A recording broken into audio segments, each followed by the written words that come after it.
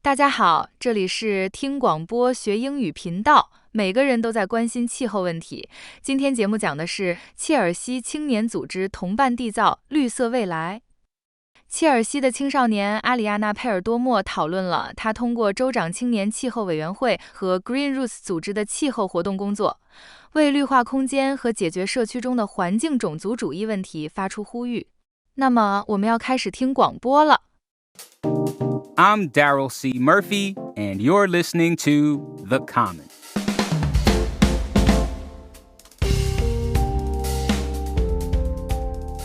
April is Earth Month, and it's a time to reflect on the one planet we have. And for a lot of us, that brings up climate change and how it's affecting our communities. So all month long, we're featuring weekly conversations with some of the people in Greater Boston working to build our region's resilience in the face of a changing climate. Today's guest is Ariana Perdomo. She's a senior in high school, and she's involved with many projects, including serving as a member of the Governor's Climate Youth Council and working with the environmental Chelsea Organizers Youth Program through Green Roots in Chelsea, where she lives. Ariana, thank you so much for coming through to The Common. Hi, thank you for inviting me. Oh, yeah. So tell us how you got involved in climate justice work in Chelsea. Yeah, so my parents were actually first active community members within Green Roots, and I was kind of brought into like all the members meetings that they would have because my parents would go, and I would just kind of be surrounded by everyone like talking about I just like hear these big words and like environmental science, and it just all seemed so complicated. And in my head I was like, I am not gonna do this when I grew up. Like it was something that I just had not thought of. But when I officially joined the Environmental Chelsea Youth Organizers, or ECO, when I was 14, that's when I sort of realized that there are different branches and different areas within environmental science. And the one that caught my attention was environmental policy. And so that's kind of what I've done throughout my work. And I'm actually going to the University of Maine in the fall to study environmental science. Congratulations. Thank you. And I think if I like told my 12-year-old self that I would be doing environmental science, like she would not believe me. But I'm actually glad I've kind of gotten involved. It has opened my eyes to like so many different and like new experiences. Well, I want to ask about some of the work you do with Green Roots. So for folks who don't know, Green Roots is an environmental advocacy group, and you've been organizing conversations among young people in your area, in your city. You've been organizing these conversations around climate change and the concerns that come with it. Tell us about some of those concerns. Yeah, so one of the main concerns that ECO has been trying to address is we're trying to get a youth center. And this is a collaboration with Northeastern University. And we have developed a survey where we kind of get a glimpse of what specific places youth already use. And now we have a series of youth focus groups where we lay out maps depicting indoor and outdoor spaces, and we let youth say like what they already use, what parks and spaces they would use if they had more access to it. And with the data that we've been kind of collecting, we're going to present it at the Chelsea Research Festival later in May, where we hope to kind of keep this project going, trying to get the attention of our local city councilors and really trying to get this project going. And tell us, how does this youth center tie in with some of the climate concerns you're hearing from youth in your community? Yeah, so through the focus groups that I mentioned, we have a map that shows the outdoor spaces. We have very few green areas and blue areas as well in our community. And in Chelsea? Yes, in Chelsea. And so having little outdoor space and also having like little indoor spaces as well is sort of like it leaves the question like, where do the youth go? That kind of relates to like just the environmental kind of racism actually that Chelsea faces, because a lot of the residents are Hispanic, and social economic differences between residents in Chelsea. And I think that kind of puts a lot of environmental burdens onto us. And I think that's one of the main concerns that us as ECO are trying to work on, something that's really it relates to kind of like what Chelsea faces as a whole and how it's sort of like impacting the youth. Mm-hmm. So it sounds like what you're talking about is how green space, while it has all these environmental benefits, it's soaking up rainwater or helping to keep an area cool.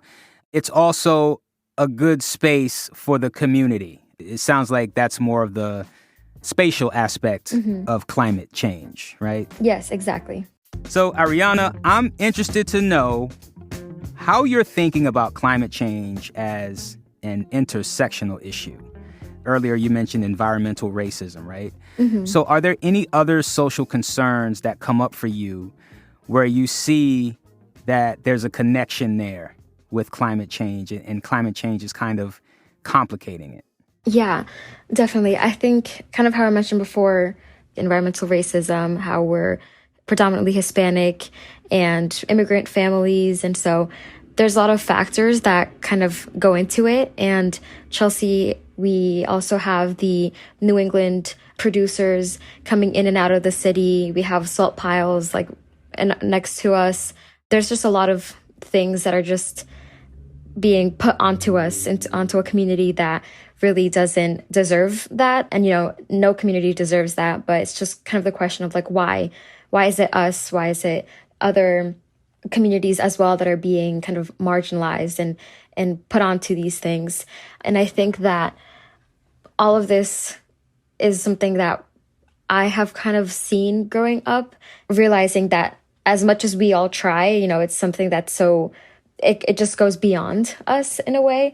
But I think trying to kind of be together and doing small steps between our community has been really something that has shown me that despite, the overwhelming intersections and sometimes the losses, it's just having a community behind your back that has been supporting me and everyone throughout this.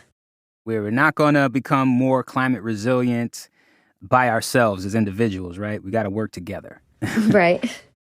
I also want to ask about your work as a member of the Governor's Youth Climate Council.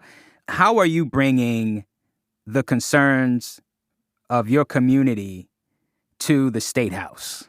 So with being part of the Governor's Council, well, first, I was super excited to be part of it. And I heard it was the first one that there's been ever. So I felt special and honored to be part of it. I was also surprised that there was a lot of youth across the state.